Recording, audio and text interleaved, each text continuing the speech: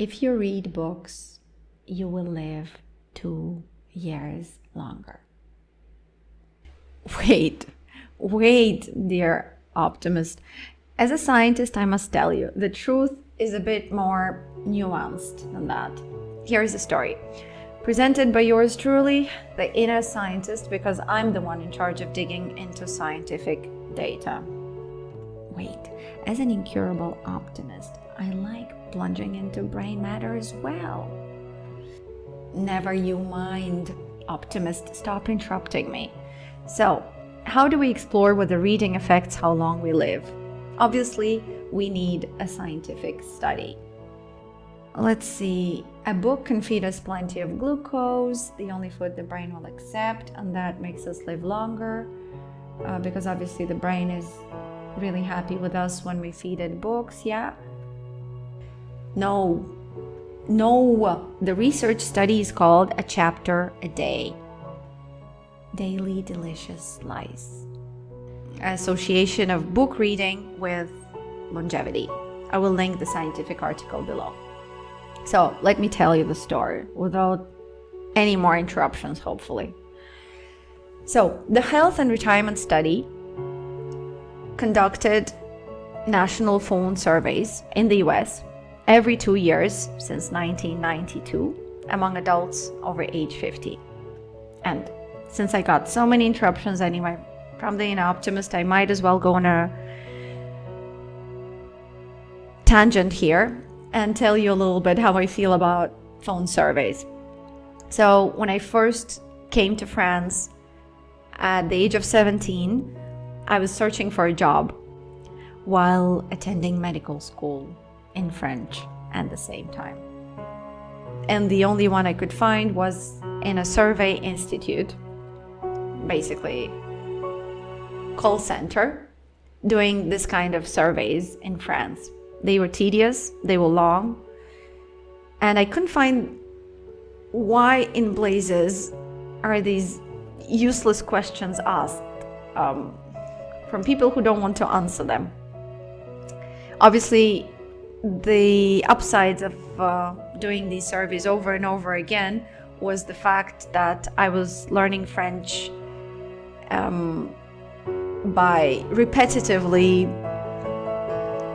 asking the same questions over and over again and then writing down the answers. So by the end of several months of doing this in the evenings and on the weekends, I was speaking fluent French without any accent. So anyway, getting back to this survey. So in 2001,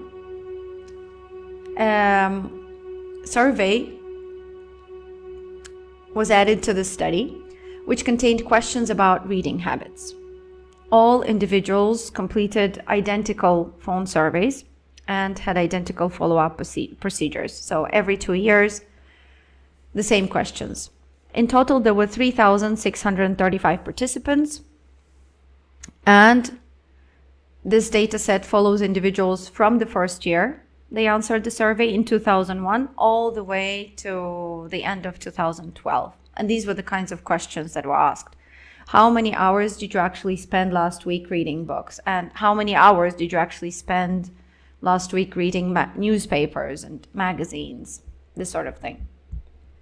So, what were the findings after all these surveys done over the course of 12 years? Compared to people who didn't read books, those who read had a lower mortality risk over the 12-year period during which the phone surveys were done. The more someone read, the greater the survival advantage. Specifically, reading up to 3.5 hours per week lowered the risk of dying by about 17% for people who read versus non-readers. Reading more than 3.5 hours per week lowered the risk of dying by even more, by 23% for readers versus non-readers. And at the 80% survival mark, which is just a fancy term to basically say 80 out of 100 people are still alive, book readers lived about 23 months longer than non-readers. That's almost 2 years. Obviously, there are caveats. The study is observational, so it is just showing association, not proof of causation, like cause and effect. There could be other factors that influenced the lifespan of these people, of these over 3,000 people in the 2000s. It could have been age, cultural background, health, depression, socioeconomic status, and so many other things. Now, an interesting tidbit of this study, researchers specifically wanted to know whether the type of material that you read influenced your lifespan after the age of 50.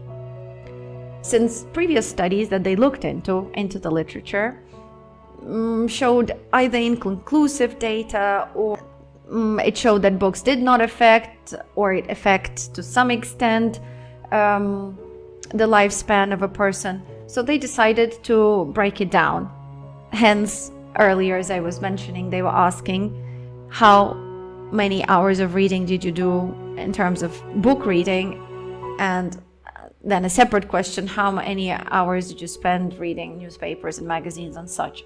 So it seems that book reading contributed to a survival advantage that was significantly higher than when you were reading newspapers or magazines. So, translating this into plain English, books affect us more in a positive way than newspapers or magazines. Sort of feels intuitive when you think about it. Books usually deal with a deeper subject. You have to go deeper into a topic, whereas newspapers and magazines usually browse over a topic, and you spend less time immersed in it. A book takes you hours to read, whereas newspapers, you leaf through them and one story captures your attention, then another one, and so on.